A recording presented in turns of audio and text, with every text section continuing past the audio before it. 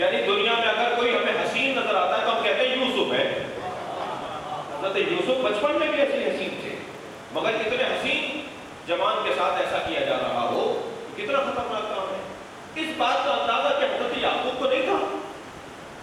سوال کہ میں اگر یوسف کے ساتھ محبت کا اظہار کروں گا تو حسد ہوگا، اور حسد کے نتیجے میں میرا بچہ مار دیا جائے گا، اسے پھینک کر آ جائیں گے، کنویں میں ڈال دیں گے، مار دیں گے. کیا حضرت یعقوب کو اس بات کا اندازہ نہیں تھا؟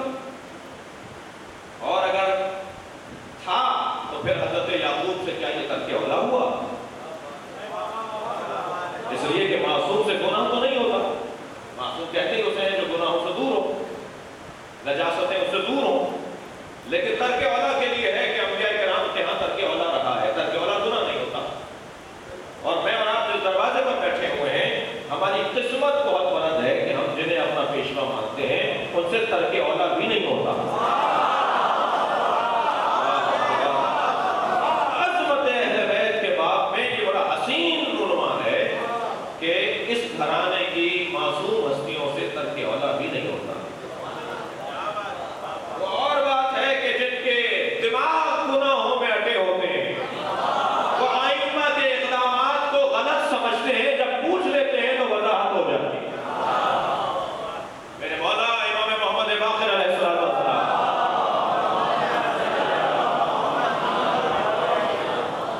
جیسے یہ دروازہ ہے نا مسجد کا، مسجد کے دروازے میں مثلا کھڑا ہو کر کے نماز پڑھے اور آگے سے لوگ گزر رہے ہوں، یا کھڑکی میں نماز پڑھے جہاں سے لوگوں کا گزر ہو رہا ہو. فرض کیجیے کوئی ایسی جگہ جہاں سامنے گزرگاہ ہو، وہاں میرے مولا باقر نماز پڑھ رہے ہیں. ایک صحابی نے دیکھا کہ ایسی جگہ نماز پڑھ رہے ہیں کہ جہاں نماز پڑھنا، اب دیکھیں نا احکام شریعہ جو ہے نا اس کا وہ اللہ اس کے مخاطب ہے اور ہم سب اس کے مخاطب ہیں. مگر کیا جو حکم نماز پیغمبر کے لیے ہے وہی حکم نماز میرے لیے ہے؟ نماز کی ساخت تو دونوں کی ایک ہے. جیسے ہم پڑھ رہے ہیں ایسے نبی پڑھتے تھے، نبی نے کہا ایسے پڑھو جیسے میں پڑھتا تھا، ہم ویسے ہی پڑھ رہے ہیں جیسے نبی پڑھتے تھے. مگر کیا دو رکعت نماز نبی والی وہی ہے، ہماری وہی ہے جو نبی پڑھتے تھے؟ یعنی ہم وہی دو رکعت نماز پڑھ رہے ہیں جو پیغمبر پڑھتے تھے؟ یقیناً نہیں ہے نا. اب امام نماز پڑھ رہے ہیں، آگے سے کھڑکی کھلی ہوئی ہے، لوگوں کو گزر ہو رہا ہے. ایک شخص نے جا کر میرے معصوم امام سے، امام کے والد گرامی سے کہا آپ کا بیٹا ایسی جگہ نماز پڑھ رہا ہے جہاں ہمیں پڑھنے سے روک رہا ہے آپ لوگوں نے. ہمیں پڑھنے سے ائمہ نے روکا ہے کہ ایسی جگہ نماز پڑھنا مکروہ ہے. مکروہ تو ترک اولا سے بھی زیادہ خطرناک مرحلہ ہے نا. تو انہوں نے کہا کہ آپ کے فرزند ایسی جگہ نماز پڑھ رہے تھے. حضرت نے فرمایا کہ خود اس سے پوچھوں گا، اپنے بیٹے سے پوچھوں گا کہ وہاں نماز کیوں پڑھ رہے تھے. یہ نہیں فرمایا کہ غلط پڑھ رہے تھے، یہ نہیں فرمایا کہ مکروہ انجام دے رہے تھے. تم نے ظاہر دیکھا ہے، باطن وہ خود بتائے گا. مولا تشریف فرما ہوئے امام باقر، امام نے فرمایا کہ آپ ایسے نماز پڑھ رہے تھے. مجھ سے آ کر انہوں نے کہا ہے کہ آپ ایسی جگہ نماز پڑھ رہے تھے جہاں سے لوگوں کا گزر ہے. حضرت نے فرمایا کہ وہ گزرگاہ دور تھی، اللہ مجھ سے قریب تھا. صلوات پڑھیں گے محمد و آل محمد.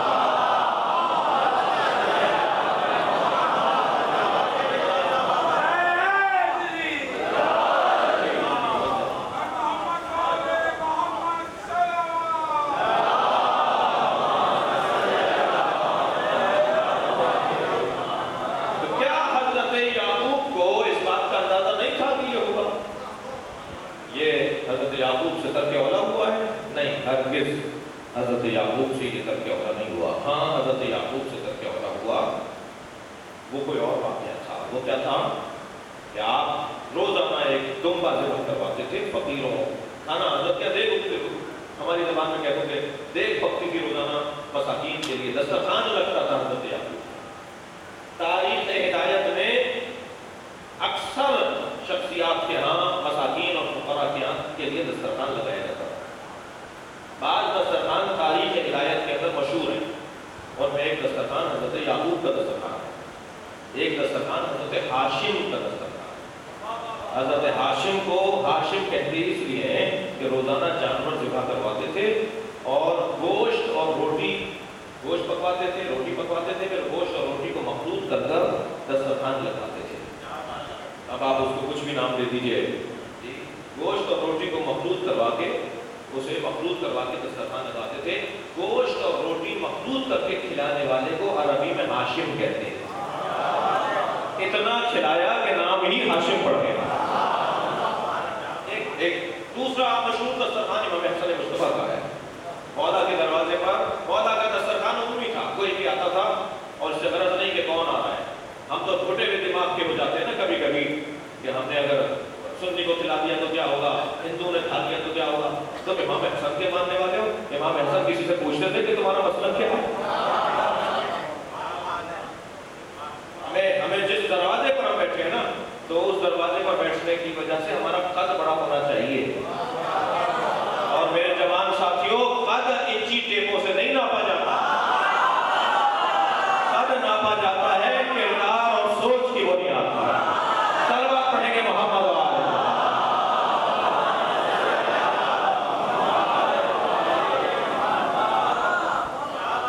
یہ ڈاکٹر ادیب الحسن صاحب نے SIOT کی طرف سے جو آرگن ڈونیشن کے حوالے سے ایک تحریک چلائی ہوئی ہے، مجھے فخر ہے کہ میں الحمدللہ اس تحریک کا ایک کارکن ہوں.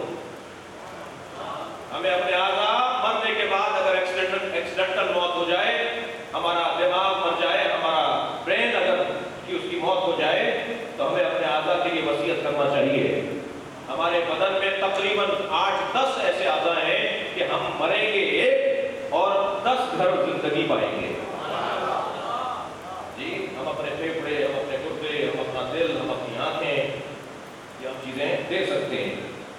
اور میں نے پورا مقالہ لکھا ہے اس کے اوپر، صرف بات نہیں کر رہا، تحقیق کی بھی ہے. اور میری جیب میں میرے اپنے وصیت نامے کا کارڈ بھی SIOT کا پڑا ہوا ہے کہ کہیں اگر موت واقع ہو جائے تو بدن سے کوئی چیز تو نکلے گی، تو فوراً بلا لو ڈاکٹروں کو کہ اس کے بدن کی ساری چیزیں نکال لو اور جا کر ان مریضوں کو لگا دو کہ جن کی وجہ سے ان کو زندگی مل جائے. صرف باتیں نہیں، ہم وصیت بھی کر کے آئے ہوں، اپنے بچوں کو بھی راضی کیا ہوا ہے میں نے. کیونکہ اگر وصیت کر دوں اور وارث ہی راضی نہ ہو، نہیں ہو پائے گا نا کام. لہٰذا لازم ہے کہ اہل خانہ بھی متفق ہو. تو میں آپ جوانوں سے خواہش کروں گا، میرا ارادہ ہے کچھ عرصے کے بعد کوئی 100-200 جوانوں کی پوری ٹیم لے کے جاؤں SIOT میں اور سب جا کے اپنی وصیتیں کر کر آئیں. اب جب ہم نے ایک جگہ پر ظفر بھائی یہ بات کی، ہم نے تو کارڈ اپنا نکال کے بھی دکھا دیتا ہوں کہ بھائی میں وصیت بنی ہوئی ہے، وصیت کی ہوئی ہے. تو ایک جوان ایک صاحب نے سوال کیا، آواز دے کر کہنے لگے، مولانا اگر ہمارا گردہ کسی ہندو کو لگ گیا تو کیا ہوگا؟ آپ کا ہنسنا بتاتا ہے کہ چھوٹی فکر ہے اس کی. صلوات پڑھے گا محمد و آل.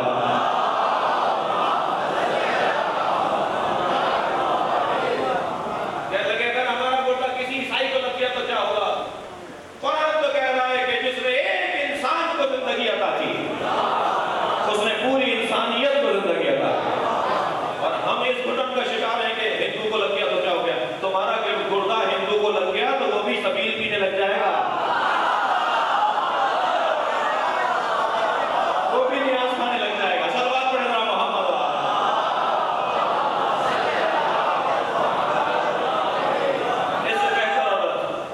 اس سے بہتر اور بلند صلوات پڑھے گا.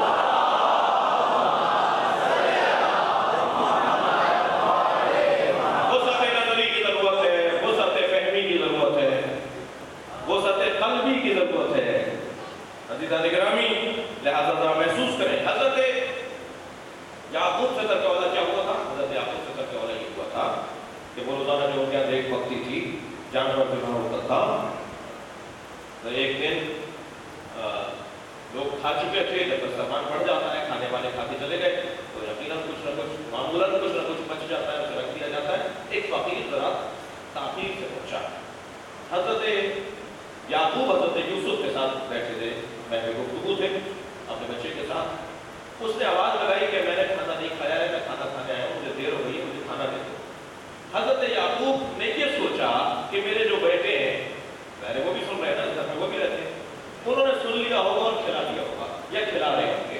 اس نے پھر آواز لگائی، پھر 3 مرتبہ وہ آواز لگا کے چلا گیا، یعنی بھوکا چلا گیا. جس کے بعد حضرت یعقوب کو پیغام دیا گیا کہ اب ہم تمہیں سخت آزمائش میں مبتلا کریں گے.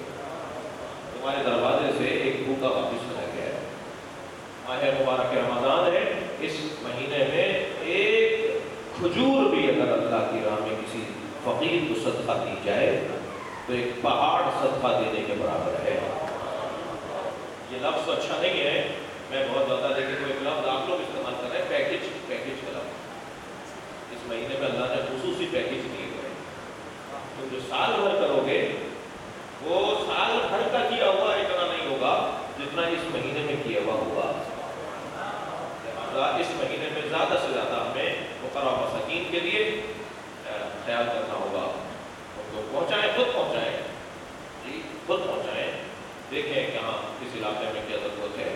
عزیزان گرامی، یہ تھا تو یہ تو حضرت یعقوب سے ترک اولا نہیں تھا کہ اپنے بیٹے سے وہ محبت کر رہے تھے، یہ ترک اولا نہیں تھا۔ اور بھائی بات تو بڑی ویسی ہے، مگر میں گھبرا رہا ہوں کہ کہیں مجھے تاخیر نہ ہو جائے، کل بات کریں ابھی۔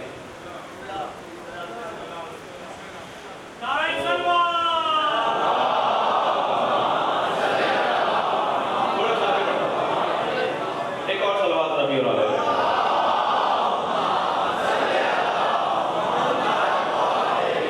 یہ حضرت یعقوب سے ترک اولا نہیں تھا، 4 دلیلوں کی بنیاد پر۔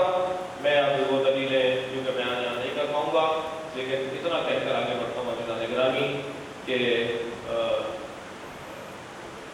حضرت یوسف کے بھائیوں کو علم تھا،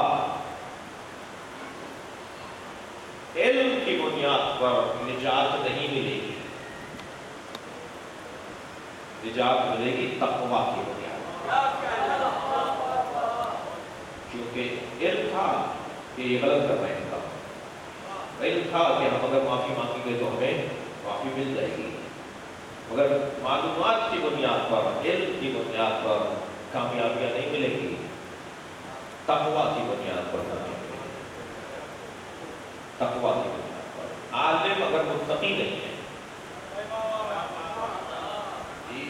عالم اگر متقی نہیں ہے، قوم اگر مطیع نہیں ہے، حاکم اگر عادل نہیں ہے، عابد اگر عالم نہیں ہو، یہ چند لوگ ہیں جن کی وجہ سے معصوم فرماتے ہیں، مولا فرماتے ہیں کہ معاشرے کی کمر ٹوٹ جاتی ہے، معاشرہ مضمحل ہو جاتا ہے۔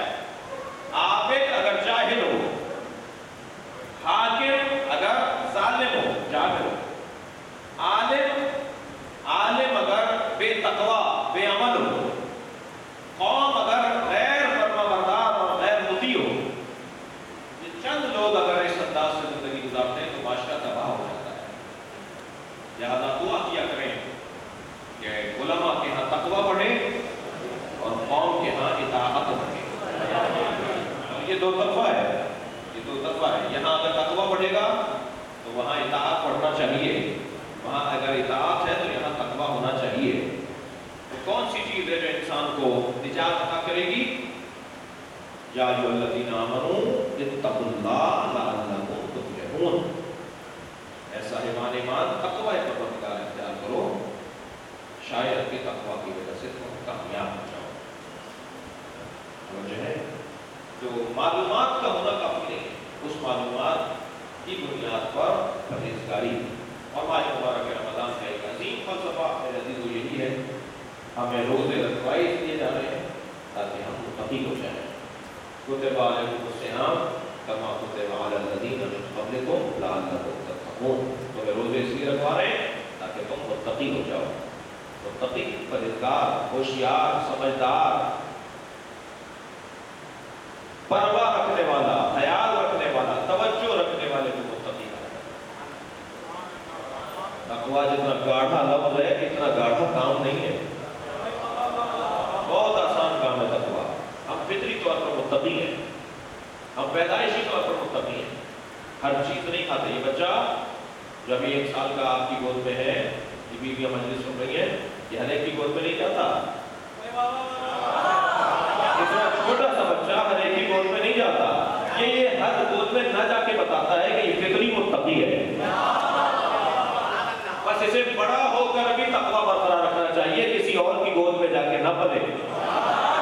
بعض اوقات تو افراد گودیوں میں چلے جاتے ہیں، بعض اوقات قومیں گودیوں میں چلی جاتی ہیں۔ وہ بڑا خطرناک ہے جب قوم کی قوم گودی میں چلے۔ صلوات پڑھیں نا محمد۔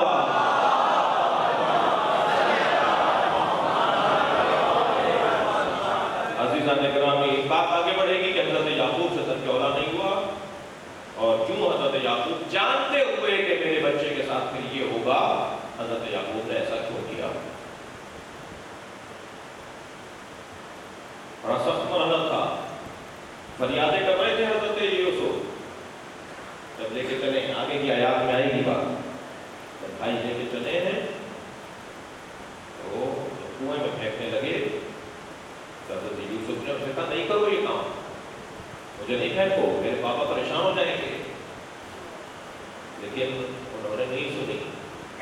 حسد اگر اس درجے پر پہنچ جائے کہ اس کے کان شنوا نہ رہے، سننے والے نہ رہے، کانوں پر حجاب آ جائے، کچھ سنائی نہ دے، تو پھر یہ بدبختی کا ایک عنوان ہے۔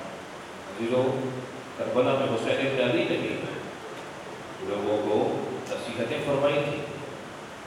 میرے مولا نے مدینہ سے مکہ، مکہ سے پھر کربلا تک 50 سے زیادہ خطبے دیے ہیں، اور ان خطبوں میں چند خطبے ہیں جو کربلا کے میدان میں آپ نے فرمائے ہیں۔ وہ جو آخری خطبہ جو امام حسین نے دیا نا، اس وقت جب آپ گھوڑے پر سوار تھے تو امام کی آواز گھوڑوں کے ہنانے کی آوازوں، ہزاروں کا لشکر یزیدی لشکر سپاہیوں پر مشتمل تھا، ان کے بولنے کی آوازیں، ان کے چیخنے چلانے، آپس میں باتیں کرنے کی آوازیں کربلا میں گونج رہی تھی۔ حضرت نے فرمایا کہ انہیں خاموش کرو، میں تم سے کچھ بات کرنا چاہتا ہوں۔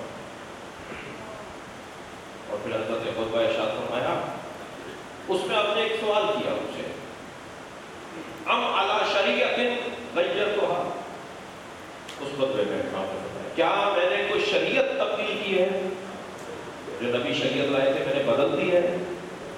ام علی سنت بدلتھا، کیا میں نے کوئی سنت پیغمبر کو تبدیل کیا؟ ام علی دماء سبقتھا، کیا میں نے کوئی خون ناحق گرایا ہے، میں نے کسی کو بے جرم مارا ہے، میں نے کسی کو قتل کیا ہے جو تم مجھے مار رہے ہو؟ حضرت نے جب سوال کیا تو ایک شخص گھوڑے کی پشت پر کھڑا ہو گیا اور آواز دے کر کہنے لگا، حسین تم نے شریعت بھی نہیں بدلی، تم نے سنت بھی نہیں بدلی، تم نے کسی کو قتل بھی نہیں کیا، ہم مگر تمہیں ماریں گے، اور تمہیں اس لیے ماریں گے بغضاً لعلی، تمہارے بابا علی کے بغض کی وجہ سے، ہم تمہیں تمہارے بابا علی کی وجہ سے ماریں گے، تمہارے بابا نے ہمارے بڑوں کو مارا تھا۔ اجرکم اللہ آمادہ ہے انہوں نے لیے۔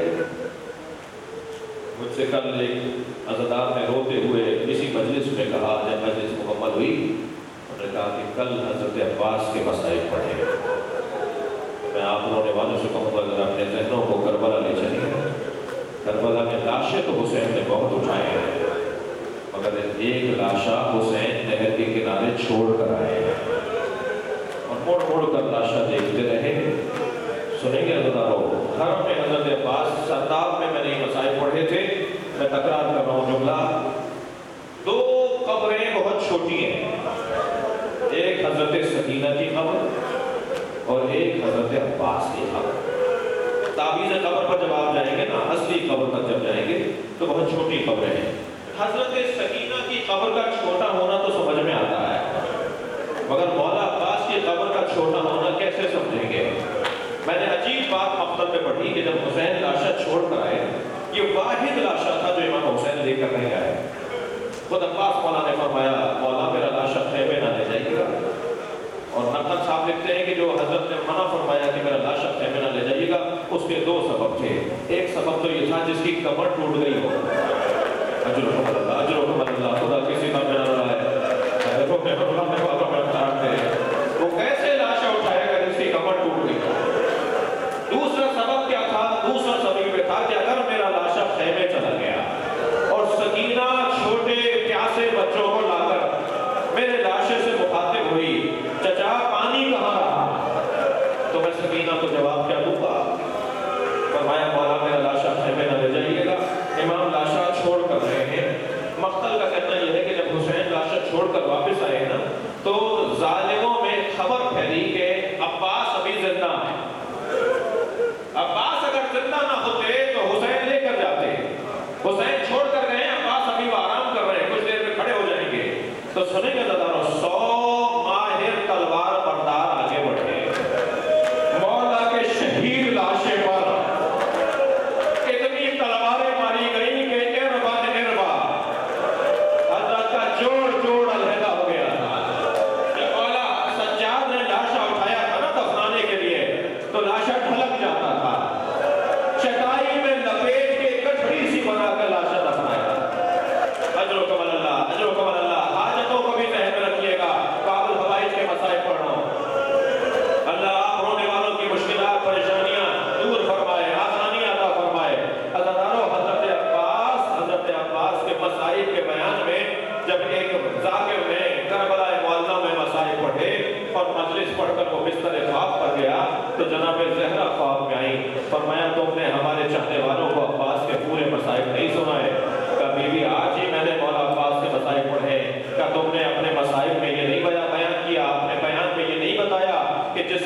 کٹ چکے ہوں، وہ گھوڑے سے زمین